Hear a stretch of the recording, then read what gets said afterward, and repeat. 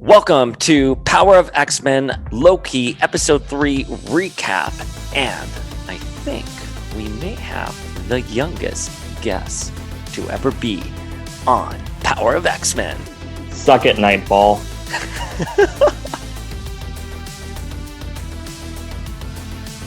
My guest today is a Gen Z Zoomer who watched all of the Marvel cartoons on rerun, not realizing he was late to the party. He watched the entire X-Men animated series in 1 week on YouTube before copyright bots were invented.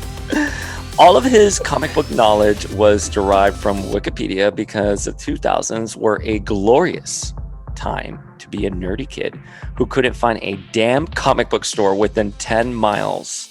He checked out all of his school's library's versions of 2006 X-Men First Class number 2, The Bird, the Beast, and the Lizard at least 4 times before they told him to stop. Please welcome for the first time ever on the podcast, Squire.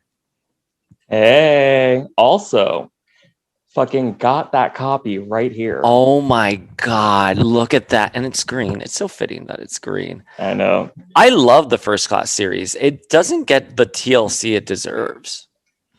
I'm honestly surprised. This was in an elementary school's library. Not this one specifically, because I was 8 at the time. If I had the balls, I probably would have stolen it, but I didn't. Wait, you were 8 in 2006? Oh, yeah. Fuck. Oh my God, you're a baby. I was already an old man in 2006. I had a job at Marvel Comics in 2006. I know. Wait, so how old are you? Youngest person to ever be on the podcast? I am 22, about to be 23. Oh my God, you're a baby. I know. It's such a great time, though. Though, meanwhile, you look like you're in your, mid to late 20s, bitch. Stop it. I have a really great dermatologist. I bet. Oh my God, you're beyond kind, but B, I hope it never comes across as condescending when you're like, oh, you're a baby, because those years, those early 20s, those mid 20s, they're such formidable years in the best way possible. Oh God. Like you just get to know yourself. And I was talking to an author a couple of years ago, and there's something about being 15 to 25 that those years feel so real to you versus what comes a little later. Oh God. I'm just thinking back to little high school me and how I was so meek and shy, and then later high school me when I was, the only way to describe me was just gay. And then now I'm oh, now I'm just a gay nerd. I've finally gotten a second word to me. I can't ever picture you meek or shy. I'm sorry. Oh God, in middle school, I'll never forget it. One of my math teachers, a really loud-spoken football guy, he was super nice, but one day in the hallway, he heard me talk and it shook him to the core. He was like, PJ? And I was like, yes, this is my voice. I don't use it, but this is what I sound like. And it was his goal for the rest of the year to be like, you should talk more. I'm so glad you found your voice. Yeah. Is this your first ever podcast? Have you recorded a podcast before?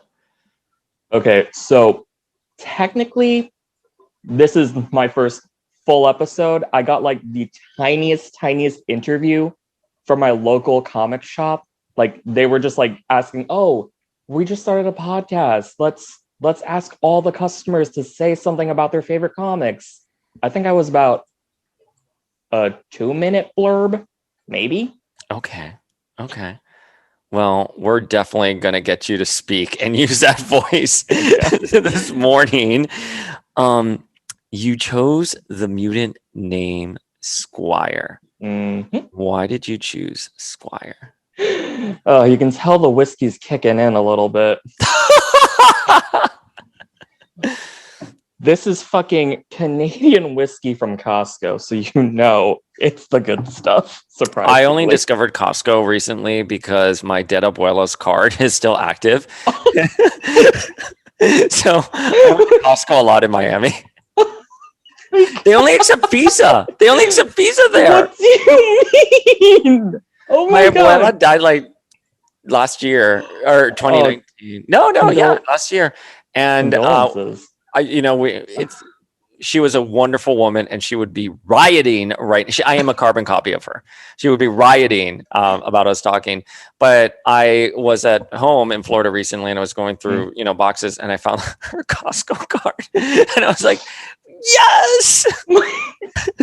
So I went to Costco with my dead abuela's like Costco card. I love how you say that with a smile.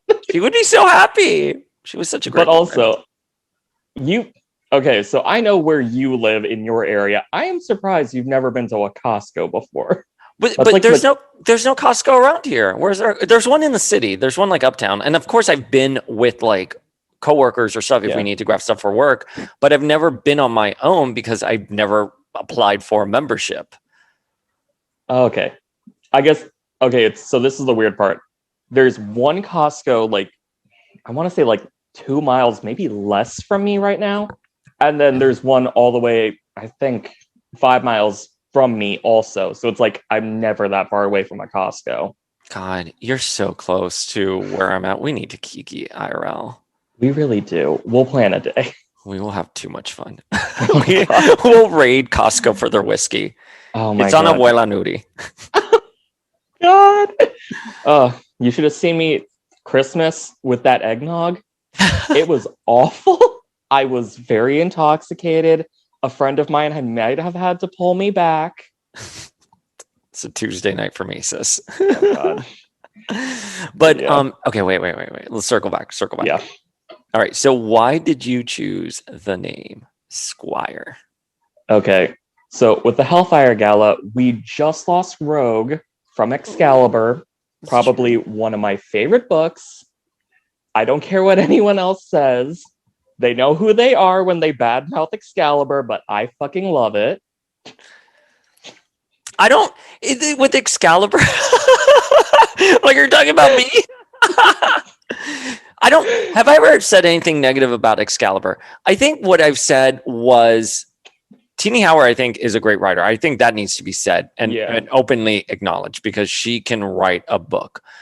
It hasn't been my favorite of the Dawn of X titles. I have liked it during Reign of X. I liked it during Ten of Swords, and I've liked it since. But the kickoff for me was a little.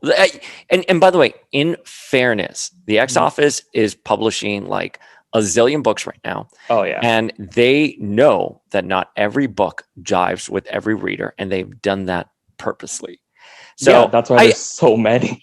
So And I appreciate that. And you know what? And Jordan D. White said it. He's here like, that's okay. You don't like this book. No one's upset on their like group Slack. They have a group Slack. Oh my God. And can you imagine like so I respect that. I respect that so much. But that being said though, I think you can wear two hats when you're looking at the books. One, tell me about the quality of this title. And you're like, okay, it's good art. It's good writing, but then B, it doesn't really jive with me. And again, I was most excited about Excalibur, so I had unfair, unrealistic expectations going in. Since Ten of Swords, I think it's been really good. Yeah, but the difference between you and me is that I never read anything like Excalibur related. Like I knew Kurt was a part of it. I know of Captain Britain, but I'm gonna say this: I like Betsy as Captain Britain. I think it's such a female empowerment move. Also, she's bisexual. And then there's Gay Richter over there. So it was kind of, in my mind, the first like Dawn of X queer book. Mm-hmm. But also, I fucking love Magic. Magic's like my favorite story beat. Oh, I love that too. Mm-hmm. Yeah, Flink and I discussed this back when we did Generations of X. I love the Merlin and Arthurian legends quite a bit. I don't know how I like them translated into X-Men. That to me, it's a little jarring. However, that being said, though, I'm with you. I love stories that are based with magic, and I think Betsy as Captain Britain is brilliant. That's why I was so excited for that book, because you have Rogue, you have Gambit, you have Apocalypse, you have Jubilee, you have Richter, and then you have Dead Center Betsy in that beautiful outfit, that beautiful costume that makes her look strong, powerful, and pops right on the page, holding her sword, which is her TK, and I was just like, yes. Not to mention, it had fucking Rogue. That was the automatic selling point for me. I love Rogue. I barely knew Betsy. I barely knew Psylocke. I was like, Rogue is here. Instant sell. Yes, Rogue and Gambit. So I mean, he's so sexy. But listen, God, yeah.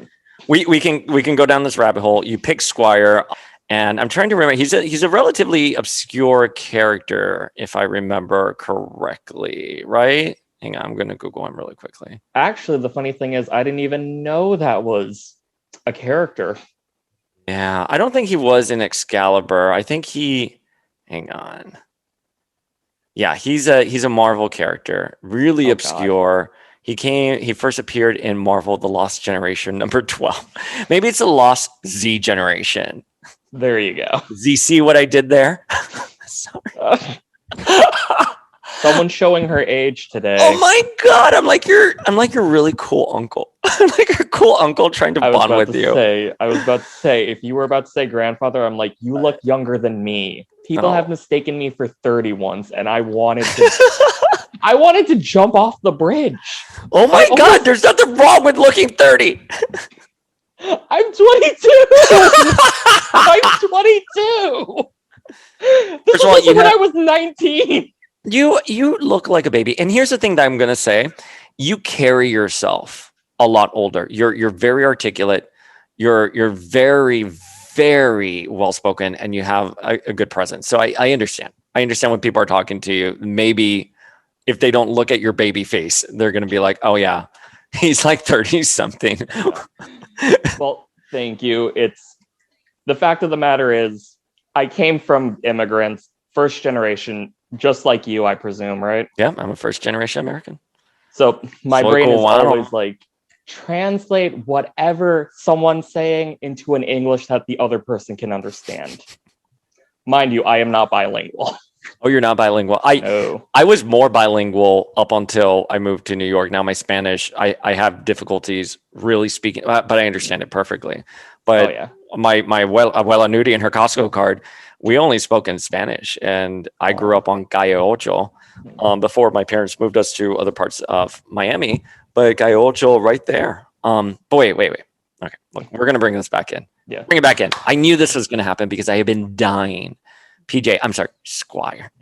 Squire. I have been dying to speak to you. You have no idea. Like, I have been looking forward to episode 3 because we're always talking on DMs. We are always talking in book club.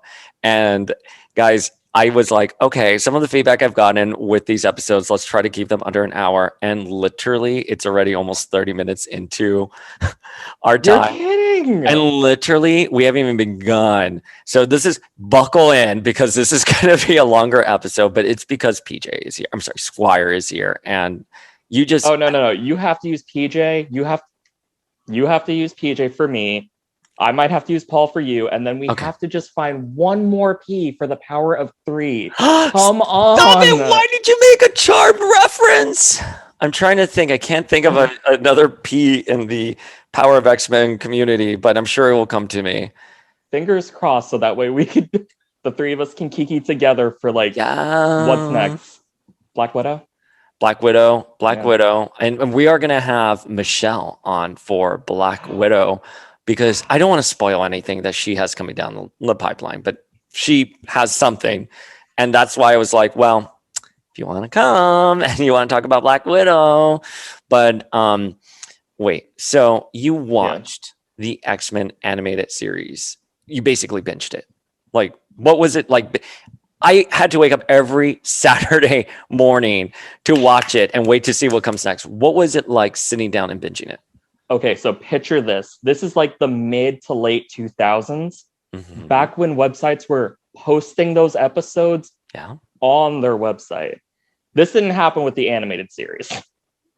This only happened on YouTube. This was back in the day when YouTube used to be like, okay, Random people posting all the episodes, and I mean all of them, in 3 parts. Episode 1, part 1, 2, and 3, in a playlist for you just to watch. I know. This was a ridiculous time. Before copyright was like as like crazy as it was now. So you watched it all in one seating because the internet was this lawless terrain back in the early 2000s. Yeah, I think I was about 8, like right after I had found this baby. And then I just like went ham all throughout like winter break. So the baby that PJ was showing was the X-Men First Class, which we've already discussed. Do you have a favorite moment from the First Class series? So this is embarrassing. I haven't read anything else besides this one issue from First Class. You have to. You know what? The next episode you're doing with us, we're going to be reading X-Men First Class. There's this wonderful scene where they go through like Man-Thing, and Man-Thing like puts them into like different dimensions and stuff. And of course they come to a dimension where Phoenix, I guess, came back and like killed everyone. And she's up there. She goes, "Mutants here in the final battle of the final mutant war. If you're looking for survivors, you are too late. At the end of all things, I am all that there is." And then she sees Teen Scott. She goes, "Scott, they killed you." And like, I was like, yes, this is great. And that is why I love it. And it ends with them talking about fear and Jean being like, "Yeah, I know what you're talking about, fear." Oh my God. Reminiscing that she saw herself as Phoenix and is afraid of it. But anyways, so who is your favorite X-Man? Oh God. Okay. It's Emma, but that's only because I love like evil X-Men. Oh, Emma's great. Emma's a wonderful character. If it's not Emma, then it's gonna be like Dark Phoenix. not Jean Grey, not like good Phoenix. It's gonna be fucking murders broccoli people for fun Dark Phoenix. She's here like, "Oh, dirt, did I kill people?" Look. It was broccoli people in the Shi'ar like space. All she wanted was some broccoli people and some bird people. Girlfriend was hungry. It was chicken and broccoli. She was just hungry, okay? I don't know why people are so mad. I don't know. I cannot believe you talked about cosmic genocide in terms of girlfriend just wanted her chicken and broccoli. Oh my God. She, I wait. How do you feel about Emma when she gets possessed by the Phoenix in Endsong? War Song, it was just a vision, and then in AVX. Okay. How do you feel about a Phoenix imbued Emma? Okay, so I only read AVX, but I will say, yeah, I approve of the telepath thing because it's a psionic being. Of course, it goes to a telepath. I fucking hate how AVX was just the instrument used to make it like Avengers over X-Men. Like, I agree. The thing about, and we can get in an AVX tangent, we did talk with Legion on Zoom a couple months ago about AVX, and that episode will air soon. But the X-Men were on the brink of going extinct. They believed the Phoenix was coming back to repower the mutant race. The Phoenix has been back to Earth many times since the Jean Grey incident that Iron Man was talking about. I don't know why the Avengers all of a sudden were like, "Hey, we're going to step in here." And they made the problem worse. And the one thing I will say about this, and I don't know, a lot of people give me pushback when I've said this. I don't understand. For me, it's like a huge plot hole. Yeah. When the Phoenix separated and went into the Phoenix 5, why didn't the Phoenix 5 attempt to repower the mutant race? I don't get it. You want valid. Like that was what they would have done. That's the only thing with like AVX. I'm like, you're making the X-Men look like bad guys. If they would have said, "Oh, we can't," if we would have had that scene like we tried to do, make the mutants come back again, we couldn't. So we're going to rebuild Earth in our image. Then you have a more compelling story. But in that moment, we never got it. And I was like, oh, that's a huge plot hole in my opinion, because that's what drove Scott Summers and made him a hero. That's why we cheered on the X-Men, because they knew the Phoenix had a larger purpose, and it was to bring them back. And also, here's like the major thing. when you involve the Avengers with the X-Men, I'm always going to say this: the Avengers are always in the wrong because, I agree. let's put it this way: Genosha happens. Fucking Carol Danvers goes to the Xavier Institute to be like, "Yo, can your kids sign up?" And it's like, "Oh, you mean the dead ones? Here, let me show you the one in the coffin." Like, hey, were you by any chance at the funeral for like an entire island? Like, Well, even in Civil War, when Iron Man was like, "Come on, Emma, what happened in Stamford was, wasn't right." And she goes, "Excuse me, Tony, where were you when our babies were burning in Genosha?" Like, I was like, "Take them to the cleaners, Emma." Like, it's true. Avengers are dicks when it comes to the X-Men, and I stay up late at night angry about that. oh, same. Literally, that scene from Falcon and the Winter Soldier when Baron Zemo, was it Baron Zemo? I always forget the name. Yeah, Baron Zemo, you got it right. When he goes to like Sam and Bucky goes like, "Hey, by any chance, do you go to that memorial for like all the dead people of Sokovia?" I'm like, read them to Phil. Oh my god. I want to circle back on Falcon and the Winter Soldier because Mm-hmm. obviously I want to ask you questions about that. Mm-hmm. Just so people can get to know you a little bit better. Let me continue with some X-Men questions. Who is your least favorite X-Men? Okay, modern day Beast is Yes. atrocious. Holy fuck! Fuck. Holy fuck! The Modern Wolverine day Beast. issue, the Wolverine issue that just came out. I'm just like, these people from Terra Nova. Yeah, I don't. Whatever, however you pronounce it. I'm just like, oh my god, they are so much nicer than anyone gave them credit. Like, I was just like, Beast. What the fuck? Beast, when Emma was making her opening remarks at the Hellfire Gala, and you're like, Emma's already off script. I didn't agree to do this again next year. I'm like, shut up, Beast. Like, I'm sorry. Like, I, as an auctioneer, and I know run of shows, and I know going off script, anyone who talks like that, like, there's a door. You know what I mean? Like, you don't want a successful event. You're a type A personality that has no room for personality, and you're overbearing and you're toxic. Get the fuck out of this gala. No one wants you here, Beast. No one cares. By the way, all the Avengers are there. I haven't even seen them trying to have a conversation with Hank McCoy because they're like, oh shit, we don't know her. That's it.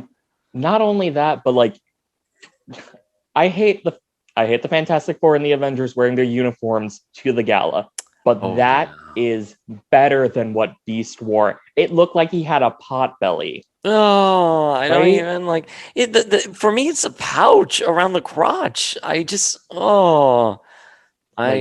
puedo. Like, that is just, angelito de Dios. Anyways, moving on. Favorite crossover? Oh my god. I'm trying to think. Like, if only because I'm still upset over it.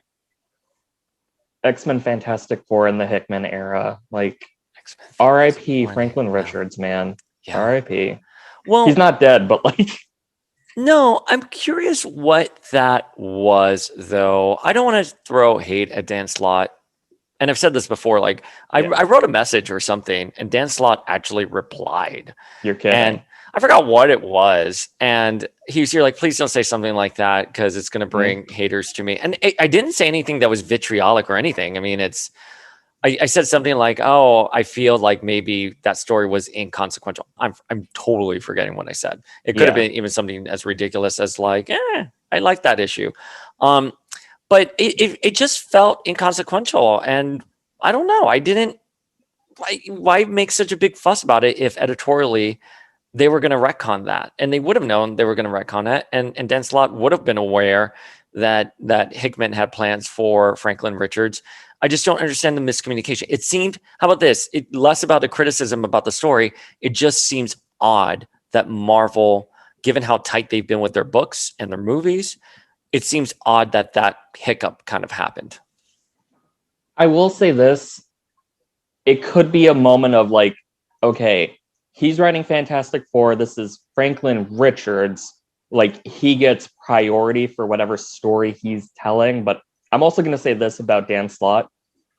After, all the backlash and whatnot, his reactions to it, it kind of, okay, this is not shade. This is just something I've noticed. It feels as though he's not very good with critique. Yeah. Yeah. Yeah. Yeah.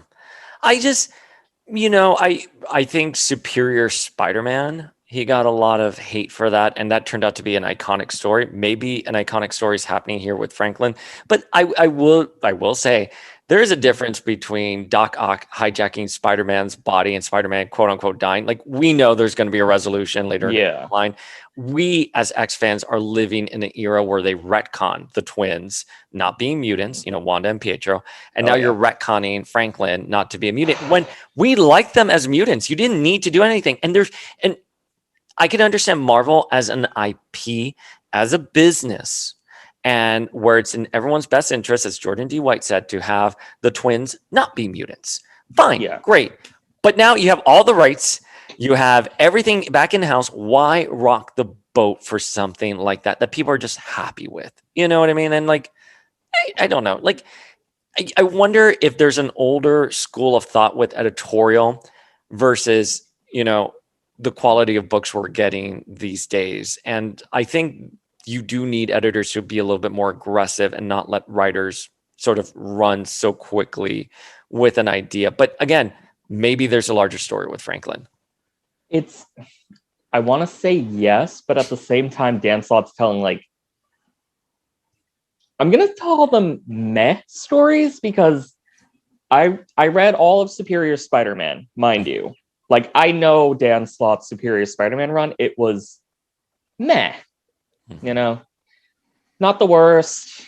Did I really need it? It added literally nothing, because like Doc Ock becoming Spider-Man way after, stories that Dan Slott didn't write were good when Doc Ock was a different Spider-Man. And then they retconned that. This whole thing with his Fantastic Four run, it started off really solid.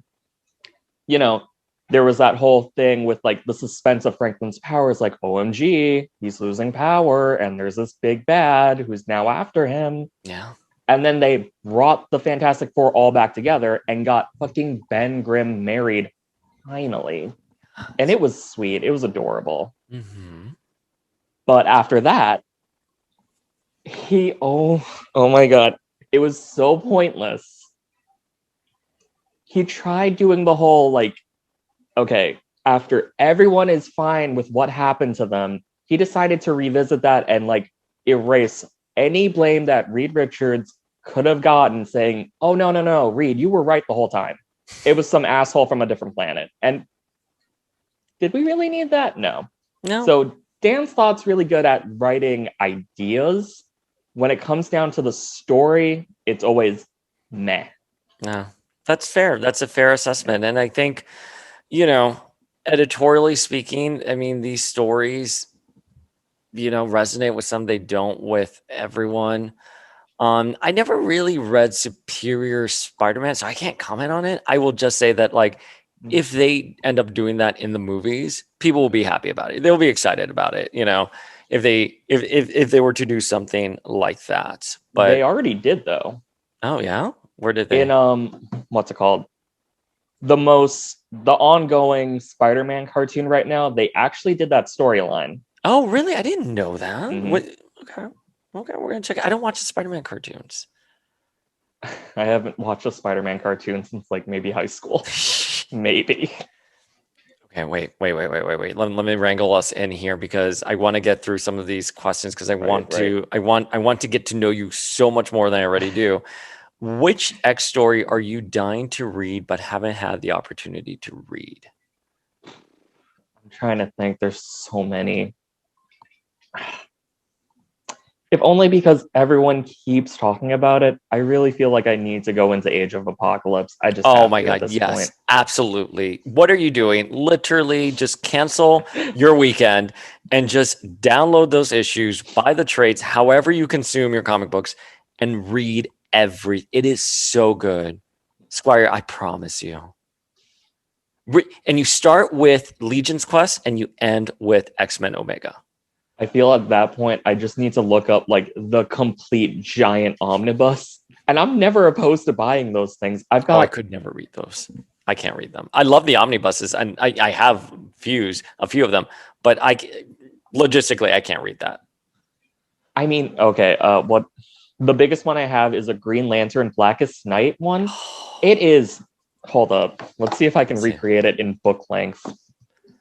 Double this. Ah, It's huge. I love Blackest Night. I love that crossover. It was the first DC event I ever learned thanks to Wikipedia. Like, that's something we haven't talked about. The fact that all of my comic book knowledge is all from Wikipedia. I know, so Wikipedia, because deal Paul here, when Wikipedia was coming up, you didn't quote Wikipedia back in the day because you were like, oh, it could be wrong. Who's editing this? Now, of course, Wikipedia, it says it on Wikipedia, it's right. Because that stuff is like fact checked and everything. But yeah, I wish I've said this countless times before on the podcast.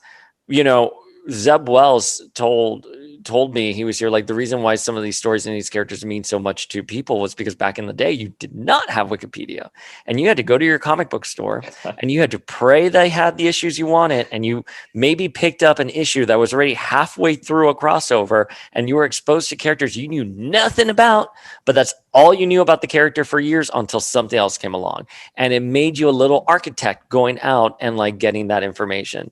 So yeah, I mean, Wikipedia would have been so much easier in understanding things growing. I still have holes in my fandom because I still haven't gone back and finished. I mean, I've read, the Wikipedia pages and stuff, but like certain crossovers, I've never read every single issue because I only got a few of them growing up. Yeah. So this is actually a great segue to Loki. This is how I learned almost all of my knowledge of Loki. I learned from Wikipedia actual mythology and then comic stuff because, that's how you get through his long ass history. You look at that summary. You have to. It's the only way. But wait, before we transition to Loki, I just have 3 more questions because I need to know these things about you. How do you feel about the Hickman era as sort of a newer reader? Okay, so my first X books that I read, besides the one I keep showing on screen if you're on YouTube, is Mr. and Mrs. X. Totally recommend. I'm about to TM the Ex-Wife podcast and tell Justin, like, hey, Justin, tell Alicia we're reading 12 issues of Mr. and Mrs. X now because it's really good. Oh my God. Who was the writer again for Mr. and Mrs. X? Son of a bitch. I forget. It is Kelly? A woman. Is it Kelly Thompson? A woman. Let me see. I think it's Kelly Thompson. And Mrs. X. Let's see. Yeah, it's Kelly Thompson. Mm-hmm. But yeah, it was that and X-Men Disassembled. That was a run. That was a It came out every week. Yeah. And okay, so this is a funny fact about me. I got every week. I just let it pile up after a certain point because I was just not invested.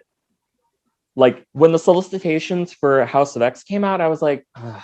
I mean, I already went through X-Men Disassembled. I didn't really read it. I don't know if I'm into X-Men anymore. Fucking X-Men Disassembled nearly got me off X-Men. Dayspring. That is how toxic it is. Listen, I've seen Matthew Rosenberg on Twitter. He's a nice guy. I think some of his other stuff is really, really good. But here's the thing, even with Matt Fraction, right? His run is sort of kind of like, but you read other stuff Matt Fraction has done, and you're like, oh my God.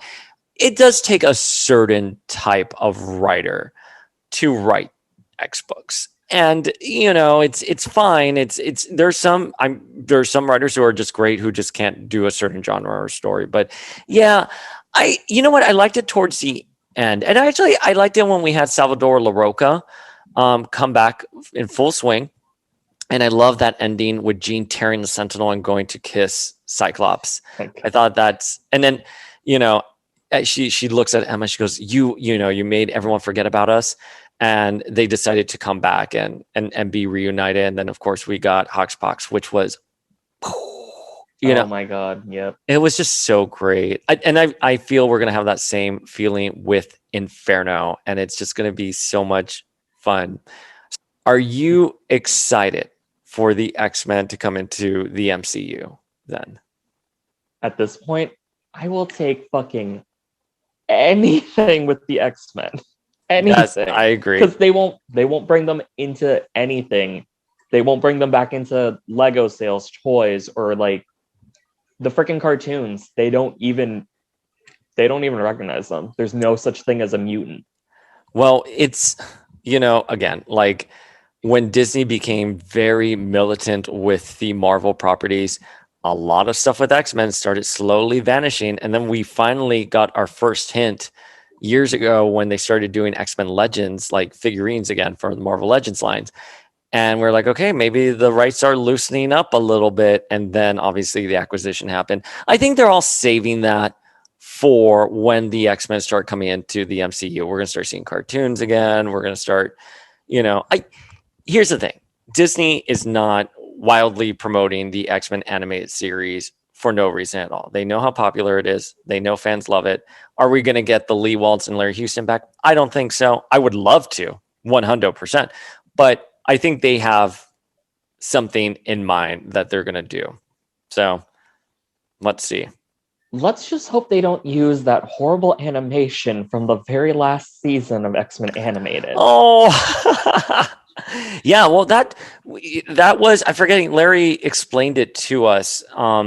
It was a different studio that made those episodes, right? Because the series was supposed to end and then they got brought back, and then it was, for a certain amount of episodes, and then they wanted like 6 more episodes, and so they had to go somewhere else, and by that time the work had already been farmed out to other people, had already gone different jobs. So hey man, they had Jean without her pony for those last few episodes, and look, I love the high pony Jean, but like it was nice that she changed her hairstyle after like a couple of seasons. Okay. So what have been your thoughts on the Disney Plus shows so far? Oh god, they're all so different, so you can't really compare them. I love the fact that they've been like, okay, so the movies, we've only been using like male villains, as if a woman can't be powerful or want stuff. Mm-hmm. And if you've noticed, like, we had Agatha, then the name escapes me, Flag Smasher? Flag Smasher. No, you're right. And Power Broker. Okay, yep. And now we're having... Okay, I'm going to skip ahead. The Enchantress. Oh! I don't care. She is the Enchantress. I don't care. Okay. Don't you knew we were going to talk about that. That's fine. I love... PJ, I love how you just came in and you're just like coming, screaming out with the feels. Fine. I don't think she's Enchantress. I'm going to say this. So, what was it? Thor 3, Hela. Hela in the comics she's not their sibling. She's tangentially related to Loki. I think she's still his daughter or whatever. In the movies, sister, whatever. She took the place of, I think her name's Angela. In the comics. Yep. Who was originally in Spawn and then was brought into the Marvel universe during Age of Ultron. Not the movie, the comic book crossover. Yeah. So if anything, what we've learned is Marvel just likes taking bits and pieces of their characters and Frankensteining whatever works with the narrative. Yeah, no, it's fair. I wished I wish they would have used Angela in lieu of Hela. I don't know if maybe like the movie rights just weren't secure. Maybe it was written in such a way that it could have been, any character. I did like Hela in it. I would have liked it if she weren't his siblings. Like she could just be evil and everything. But to your point, okay, so we had Hela, we have Agatha, we have the Power Broker, and then here, I'm sorry, we have the Enchantress. And by the way, I want to note, because I myself and so many other people have been saying Lady Loki. She's not referred to as Lady Loki. She's a variant. I want to talk about that when we get to it. Okay. I've got opinions. Okay. So how do you feel about Loki in contrast to like WandaVision, Falcon and the Winter Soldier?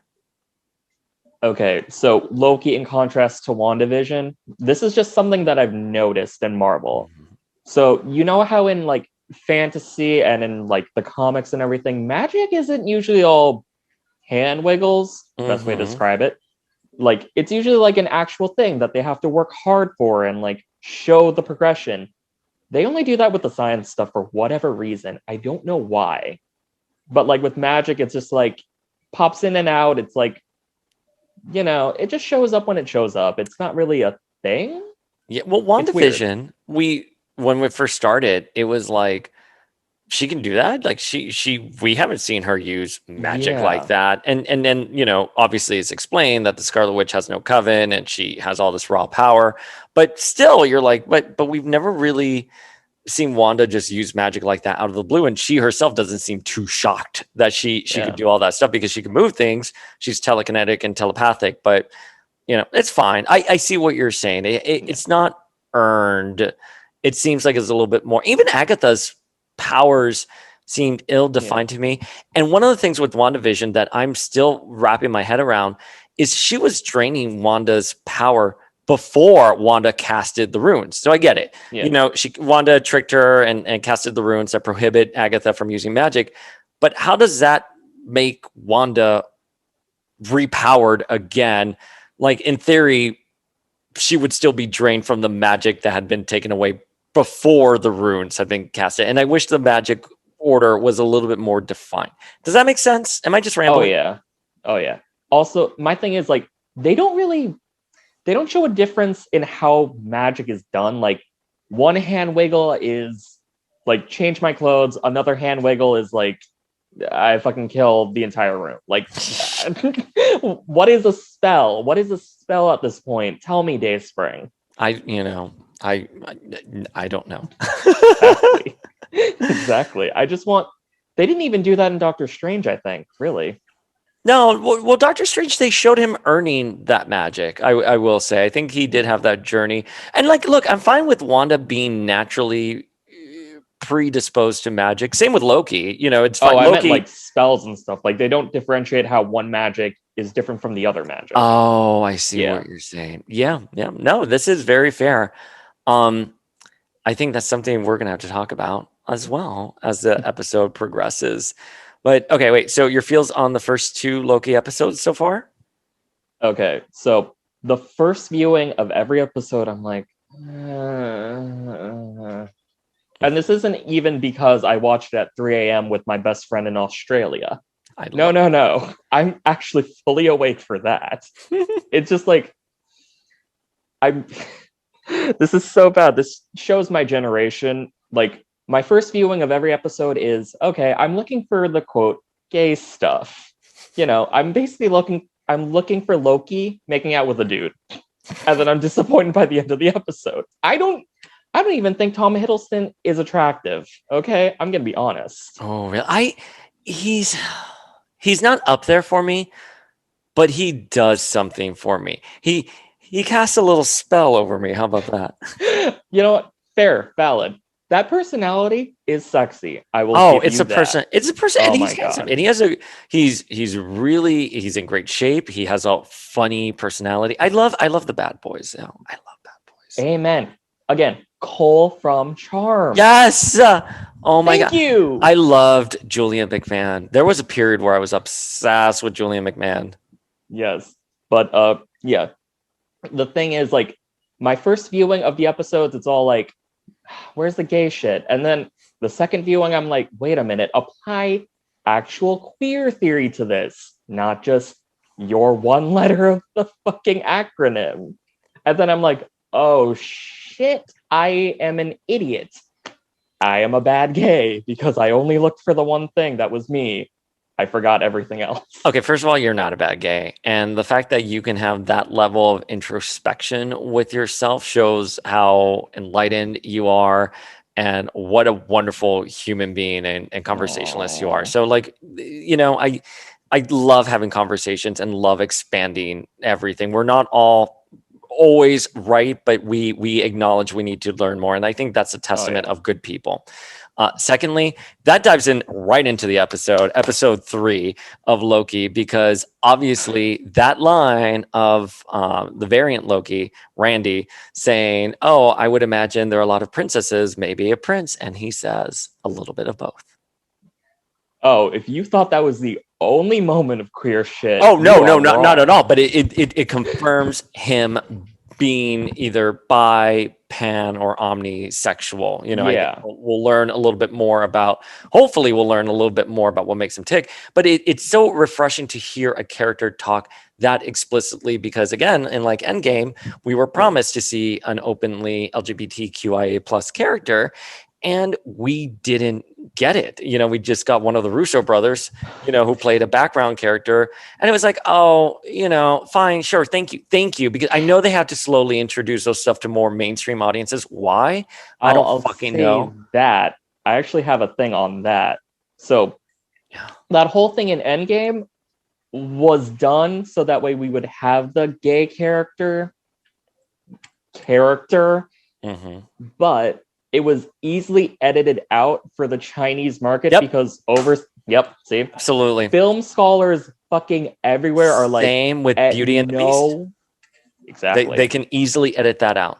And I'm Hmm. forgetting where. Oh, and same with Star Wars, where the two girl characters who I'm a Star Wars fan, but I'm not a crazy stan. I'm forgetting the scene, but two women embrace, and it was done so it can be edited out like completely. Bingo. Like we know that these shows, technically speaking, probably don't need to be seen for the movies, which is good for them when they're making the movies because, like, all the film scholars currently agree no movie in America is made without, like, how are we going to market this to, like, the Chinese audience market, which Well, is because also a huge part. it's a Mhm. huge chunk of the foreign box office. Exactly. That's just reality. It makes up a lot of these movies can hit the $1 billion marker because of the Chinese box office from global markets.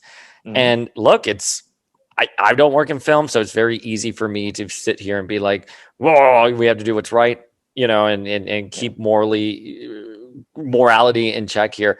But it does become a little bit more convoluted of a business question when you're like, "How are we marketing this movie to other markets?" I don't think it's right, but I'm not a Hollywood executive.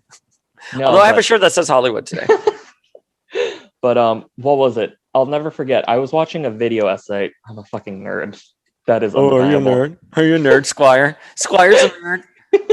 Nerd. Yeah, it was a video essay on, like, Disney and stuff. It's by Lindsay Ellis, and I'll never forget. It's a quote by, I think, maybe Bob Iger or like one of the other older Disney execs, where it's like, we are not committed to making art. If we make a profit and we make art at the same time or something, then it just happens. But that's not our goal. We're not here for the art. We're here for the money.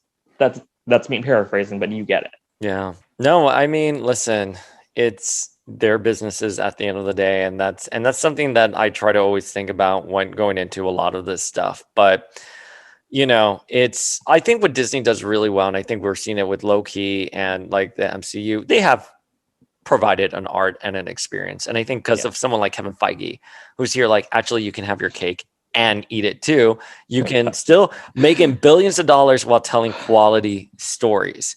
So I think, thank God, thank White Phoenix or Dark Phoenix for Kevin Feige. But this episode of Loki, okay, so just a quick recap. In previous series that we've done like a long-winded recap. I just think that's kind of boring, and I think the conversation is most fun. Yeah. Loki and variant Loki find themselves on Laminar, Lamitis. What? Yeah, I'm like Lamitis, and that is obviously directly from the comics, and it's great.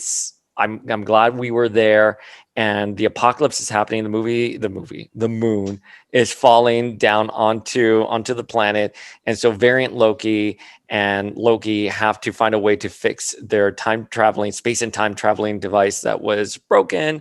They get into hijinks. They're on a train. Adorable stuff happens between them. We start seeing their chemistry, and they get thrown off the train. And the episode ends with them unable to get into the Ark, which was supposed to take them off the planet. And the Ark gets destroyed because it was foretold. And here we are. You know, it ends like that. So, what did you think of the episode? Tell me, give me all your feels and all your breakdowns. Oh boy. So, okay, that one scene with the dagger, that was totally just shipping fodder. My brain went like, okay, the way most people will see this is a man and a woman, not really Loki and Loki together. They're going to see a man and a woman kind of close together flirting, essentially. That was just like, the typical forced romance, whatever bullshit. But I'm going to say this. I am going to call Lady Loki Sylvie because, like, number one, that is how she wants to, like, identify herself. Yeah, you're right. I got Sylvie. this read after my second viewing of the episode. It's like, okay, so number one, we do know that you are a Loki. We don't know how different your timeline variant is, but assuming that you were probably born male and that you didn't like the name Loki, you didn't like the way you were raised and everything, which she didn't. I'm reading Sylvie as a trans identity right now. Oh, interesting. Interesting. I don't know. I'm curious to see how it's going to work for next episode. I think maybe we're going to get flashbacks. I think there was a screenshot of Sylvie as a child, but I agree with you. And I think we need to talk about Sylvie because Sylvie is an alias for the Enchantress. And obviously, Sylvie / Loki is saying things like, oh, I'm enchanting you. This is how the enchantment works. So the way Grace Randolph, who does Beyond the Trailer, I don't know if you're familiar with them. Oh, look, there's Apollo in the background. Said that her insider information was that Disney didn't want to commit to the Enchantress or Lady Loki per se.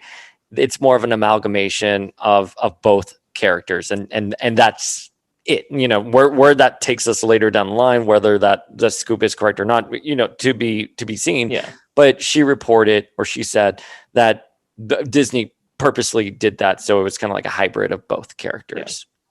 But I like your translation or your interpretation so much that I don't know how variants work though. That's the thing. I don't like variants seem to be like, I thought at first a variant was like the Loki we saw, which is like, Paul of this timeline goes off the path and I am now a variant, right? But it looks like now that variants can be alternate world, appeals. It's not like Paul went and then dyed my hair pink and grew wings and I became something else, but I'm still who I am. The way I've been reading this when seeing the variants and they flash the different Lokis is that these are like alt worlds, other timelines where they have a completely different history, and it's, for lack of a better analogy here, just a completely different character. So sorry, hit something to start. I fucking hate time travel in any story. Let's get that out of the way. I fucking hate time travel. Endgame was a mess to me, and I still stand by that statement. I agree. I think we're seeing it a little bit more fleshed out now, but when it happened, I was like, because I'm not understanding everything that's happened. Oh, Jesus Christ. It's like you're trying to apply really bad multiverse theory, and here's the thing, though. We have nothing concrete on multiverse theory like that. It's all theoretical. So when you try and do this bullshit, I don't get it. At this point, I'm like, okay, so the timekeepers are all Lokis, for all I care. Or for all I know, fucking watch it all be like Freya's. They're just Freya's. He's going to meet his mom again. I love that you said that. No, I agree with you. I think we are probably going to see one of the Thor actors come in. To what degree? I don't know. We'll see where it goes. Maybe we'll get Chris Hemsworth voicing a frog Loki or Beta Ray Bill. I don't know. We'll see where it goes. I mean, what was it? Thor, what was it? Love and Thunder? Mm-hmm. Yeah, that wasn't originally a part of any of their grand schemes. That just kind of happened, right? Yeah, yeah, and are they wrapped? I think they did wrap I production because we saw the think. shirt that leaked Yeah. But online. for the most part, like the way they're gonna start doing the Thor movies after Ragnarok happened and it's such a success, we all know it's gonna be like nothing but like insane comedy at this point. Like I've read the current ongoing Thor series and I'm like, wow, this is nothing like the movies. Yeah. I love the current Thor series. I'm not caught up on it. I think I've only read the first 5 issues where we were confronting Galactus's boss.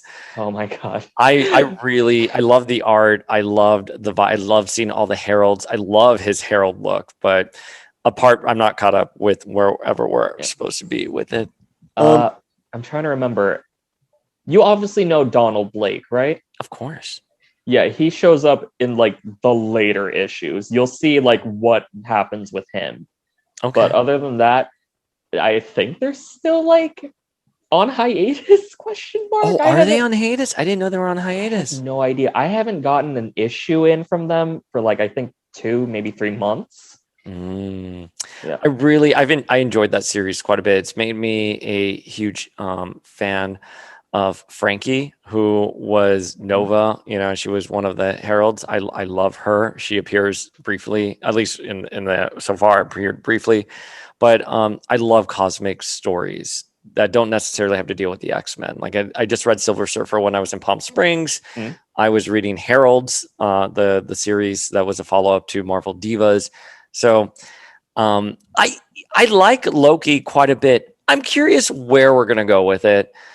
Like this episode in particular, I was kind of like, well, I miss Owen Wilson's character. I kind of want to see where I don't need them stuck on a planet where everything's collapsing and they need to find a way out. Like to me, I'm like, they're gonna get out. It slowed the story down way too much. That's the thing. Like you went from like high suspense of OMG, the plan just started happening, and now they're like, what? Like everything just stopped. And I'm forgetting the actress's name that plays Sylvie. Oh god. Don't like her as much. I hate to say something like that because I don't think she's a bad actress, but Her character, yeah. if she turns out to be the Enchantress, I would be a little disappointed because I just feel like you need someone with more of a screen presence. And I don't think she and Tom have the chemistry. She's very smart. She's a very dry, very smart actress. That's not to in any way, shape, or form talk negatively about her acting abilities. I just don't feel she is a right fit for this role. And I don't know. I don't know. There was something about the way they interacted that I didn't even see a shred of Loki-ness in her portrayal. Does that make sense? Yeah, and that's why I keep saying, well, not saying, but thinking, okay, yeah, this isn't necessarily Loki. This is like, okay, I'm gonna distance myself from that whole identity, however you live your life, because I don't identify as you. That's like me putting back the trans thing. Yeah. Like, yeah, no. I'm me, I'm not you, you're that, and I'm me, Yeah. I I like that, by the way, and I love that ownership of identity and being like, I'm not. Don't call me Loki. I am Yeah. Sylvie. I love that ownership and that agency, but I need a little bit more. I think next episode we've seen screenshots of Sylvie as a child. Let's see what that story looks like. And by the way, I'm forgetting. I disliked someone. And I'm sorry, Ben. Let me put you down. I disliked someone, a character, and once I saw like how the entire story played out, I was like, oh, you know what? Don't hate her or don't hate him. I'm forgetting who it was. So you know what? I'll give Sylvie the benefit of the doubt until the very end, and But then also, you are right in that fucking Marvel movie power scaling is just poor. It's bad. They don't know what they're doing. no, I just Like, here's the thing though. Lady or Sylvie is supposed to be, I don't know, she's supposed to be like the villain, like really smart and like I would assume powerful. Like, why why is your only power just enchanting mind control? Well, Like, so I'm kind of like confused by how like the powers are being rendered in here. It just seems like a little like whatever benefits the plot. Like, I'm sorry, Loki can like teleport. Like, did they explain? Did they sorry. explain things? Like, I don't know. And granted, people can correct me. I I don't know how Loki's powers work per se, but like he is jumping from one space to another. Like, who the fuck cares if the moon's coming? Just teleport away or just hide out in between space until it's done. I don't know. I'm Or sure it's just explained. teleport to the ship. Why do we Yeah, need the teleport to the train? ship or like so I don't understand that. And like to have like the power of glamour, illusion, creating duplicates, Yeah. it just seems that like wow, you're falling victim to everything. And then when Sylvie was like, "Oh, I can enchant people." But sometimes if they're a very powerful mind, it takes a while because they have to like habitate Yeah. with me. I was like, okay, so with the TVA, we saw that she couldn't she when she grabbed a hold of them, she couldn't enchant them. But I'm like, but other people in the TVA don't even know what a fish is, and are don't look as mentally powerful as maybe the minute officers that they have. So I don't know. The inconsistency for me is present with the powers because like I feel like them being stranded on a planet, like who the fuck cares? Just go, And I get it. Like Yeah. Loki has had to use like the Bifrost Bridge, and other things to teleport. So maybe he's limited. Fine, sure. Yeah. I don't feel teleport to the Ark. It's right there. Just grab her and teleport. And even if you can't teleport long ranges, Teleport to the teleport. train. Yeah, teleport to the train. Just do it slowly. You can do it It step by shouldn't be step. hard. Yeah, do it step by It shouldn't step. be hard. I mean, you're two gods. I don't get it. That's the thing though. In the MCU, gods means nothing. Like fucking you could deck Thor at this point. I mean you Paul. Paul, you could literally deck Thor and I think he would go down. I would never That's do that how to weak Zaddy. I would never do that to Zaddy. Zaddy Hemsworth, no. Oh god. So many. I can't fucking wait for the additions to the Zaddy roster. You don't even know. But yeah, I'm just like, what? How are you a god? Is it just that you live a long ass time? Yeah, I guess it's longevity. Like, okay, so what makes you different from an Eternal? Well, I guess we're going to find out what makes the X-Men or what makes the Eternals different from the X-Men. I'm sure we'll see. But yo, man, I have said things about the Eternals and people have like reached out being like, no, we're really excited for this. So I'm not touching the Eternals. It's a beloved property all of a sudden. I will take slack with that. But I'll take the heat for that then. I'm are you excited for it? Did we have a conversation about it? No, Oh, but okay. I read the first issue of like what was it, this year's Eternal thing, and they have a resurrection process. I'm like, are you really trying to erase the X-Men that hard? Are you kidding me? I just don't. The thing is, like, when you have people like the Eternals and the Inhumans, when you have the X-Men, like, I don't know. And like, look, I think if the rights had been with Marvel, we would not have seen the Inhumans or the Eternals. I think they'll get a good look. Marvel produce it. Well, I don't know if I can say that after I just said Inhumans, but the Marvel movies have proven to be good movies, whether we like them or not, whether the stories are flimsy. You don't walk away from a Marvel movie being like, well, that was just bad Hollywood. Like, no, it may have been mediocre, but they gave the best that Hollywood could offer. So I think Eternals is going to be good. With Loki, it's weird. I don't know how I feel. Like Falcon and Winter Soldier had so much cinematic quality to it, and WandaVision had so much emotion to it. I'm still trying to figure out what Loki is doing really well. I think it has great atmosphere.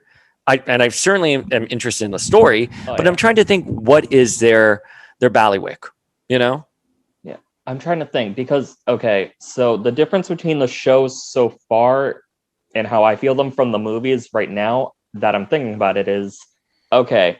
So in the shows, they kind of have the time and the energy to put towards like this is the character fighting against a monolith, an organization, and bullshit. Mhm. There's an evil empire.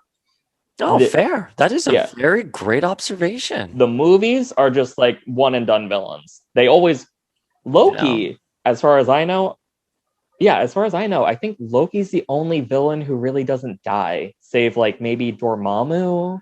Yeah, no, I'm trying to think. I'm going through all the movies in my head. Yes. I'm cataloging everything. No, but I know what you're saying because Yeah. like the villains, Hela being a good example. I mean, we can argue that maybe Hela's not dead, but for all intents and purposes, she was done. At the end of Wait, we Ragnarok. can confirm it actually because Ragnarok dead. Oh Like yeah, zero. yeah, you're right. Very good. Um, Yeah, no, I know what you're saying. And I think that was a really great observation that these characters are going against bigger agencies. Wanda was Yeah. going up against Sword. And was it Sword? It was Sword in Yeah. WandaVision. Yeah, it was Sword.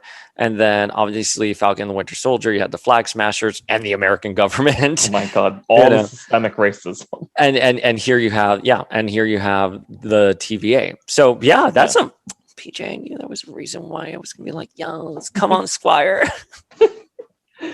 But yeah, it's just like, okay, so we're finally dealing with like organizations. Like, Mhm. there's gonna be power vacuums after you take down the TVA. Yeah. Also, like, so we know from the trailer, we're gonna see something akin to President Loki. Yeah. Behind him, he's got like, I don't even remember what they were. Not Vikings, not Proud Boys. I don't remember. Hang on, I'm Googling. But like, yeah, they're kind of like yeah, exactly. I mean, the parallels to what happened, recently in American history are definitely there with their attire. But yeah, so they look like political Vikings. so I think we're about to see like Loki doing that, but for the greater good. But at the same time, it's a bad read. Like sometimes Marvel has well intentions, but it comes up a little short. Like, Yeah. oh, here's a good example. So next week is that Captain America introduction for the new Asian Captain America. Mm-hmm. And the variant cover says Captain America of the Railroads. Yeah. So my Australian friend didn't see it because like this is very much just an American thing. Going with the Transcontinental Railroad, right? I looked it up. The person who made the cover, as far as I can tell, she is not Asian, and also I think she's Mexican. So like I'm giving her the benefit of the doubt of just not knowing that like, oh, we have a slur for Asian people because of that stuff. Like, it's like it's well intentioned. I bet you it's probably because the kid like lives in a railroad car or something. He's probably homeless, whatever. But Marvel just like sometimes things slip through the cracks, and sometimes, people of that place and minority will see it. Yeah. Well, representation is something that I'm glad Marvel is prioritizing. But that being said, you know, just because you do representation doesn't mean you always have it right. And I remember growing up and being like, oh my God, they finally have a gay character in something. And it was the most stereotypical gay character that Are you talking about North Star? well, no, not North Star. I'm not even talking about Marvel. I'm just talking about like movies and stuff in general. And you're like, wow, like, because I thought North Star actually was very accessible for me growing up, at least, of a certain time for me. But I'm thinking about like a movie, like Default movie, and they had a gay character in it, and it was like the gay best friend, and he was just 100% a stereotype, no agency, no more shades to his personality. And you're like, at the time you're just grateful for it, but as you grow older, it's like, I don't know if you knew like that was more harmful, and I wish someone would have taken the time to. But you know what? Here's the thing, PJ, I'm going to say this. I'm glad that at least, I'm sorry, Squire.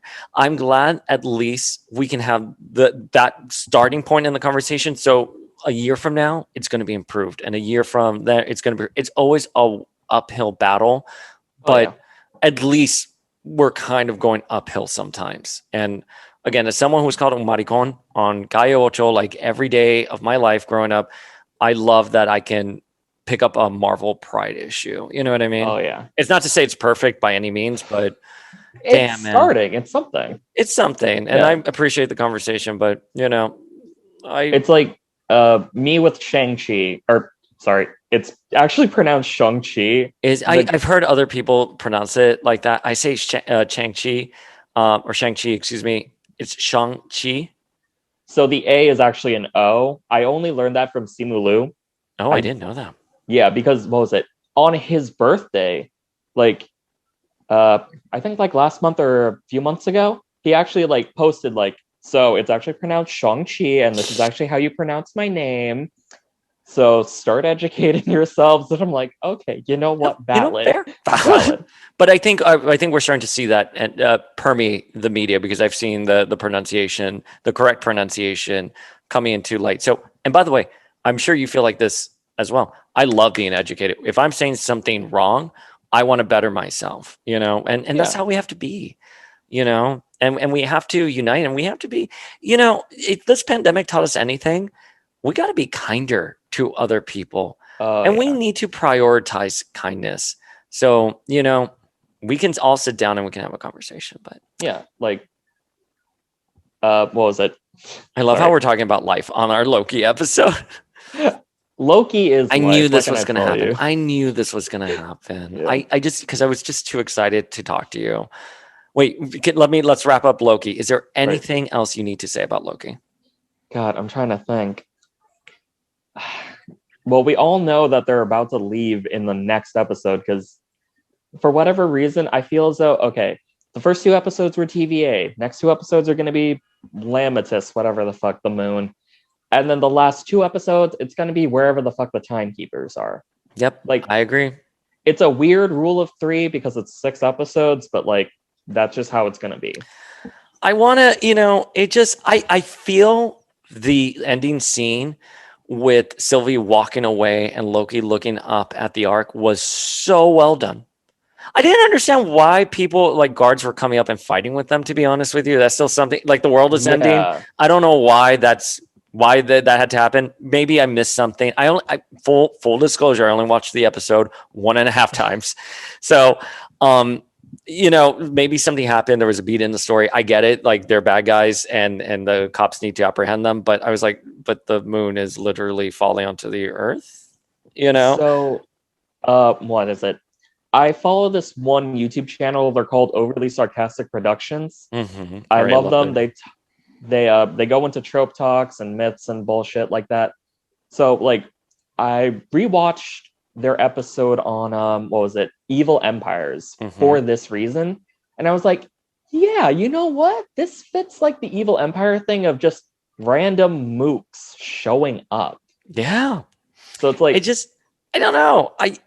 It's fine, but like anyways, we don't need the action scenes. I don't need the action scenes when the moon is literally crashing into the earth and they're running to try to get onto the ark. I thought it was beautifully done. So I thought the last scene was beautifully done, but I was like, it didn't hit the emotional strides it needed to be. I didn't feel like, oh my God, because I don't believe in any way, shape, or form they're in peril, like actual peril. Yeah. I could be wrong. I mean, the next episode could be them dead and that's it, and it's the Mobius show or whatever. Oh fine, God. sure. But like as a viewer right now, I was like, sure, okay. But I thought it was well done. But anyways, So let's see where the next episode is, and I'm looking forward to it. I feel as though these like episodes 3 and 4, they're just gonna have to be like all the character interactions before they like team up to kill. What was it? Loki calls them the time lizards, lizard men, whatever the fuck. Whatever the fuck they're called. Yeah. Squire, where can the folks at home find you? They can find me at kidwolf_1 on Instagram. For my birthday, I will actually be writing 30 reviews for comics I have read, not just this year, but probably retreads of other comics I have read. When's your birthday? August 30th. So the entire month of August, I just look back at 30 comics and go like, X-Men Disassembled, 0 out of 10. Well, we're looking forward to that. And of course, you can find that on the Power of X-Men Instagram once it happens. Because of course, we support our own here. And obviously, you know how obsessed I am with you. And Oh, I am just so happy that we were able to chat today. me too. All right, folks, I'm the Uncanny Dayspring signing off.